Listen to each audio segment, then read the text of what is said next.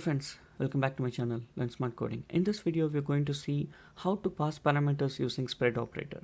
So if you look at my screen, I have a method called spread for function argument, and I also have a function called addition in line number 12. Okay, so that function is basically taking three parameters and adding those three, and the expected values are numbers. So in JavaScript you will not be defining a particular number as particular variable as number. You can do it in TypeScript, but anyway, let's stick to the topic.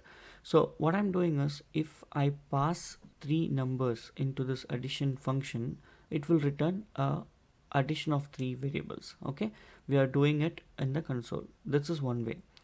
If we have an array element, if we have an array variable, if I've defined 1 2 3 inside an array, you can just use the spread operator and pass in the array, and that will take care of splitting these items from the array and pass as separate items into the arguments.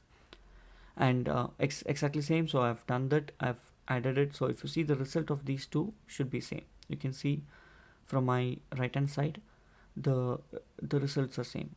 Thanks for watching. If you like my video, don't forget to subscribe my channel, like it, share it, comment it, and never forget to click on the bell icon.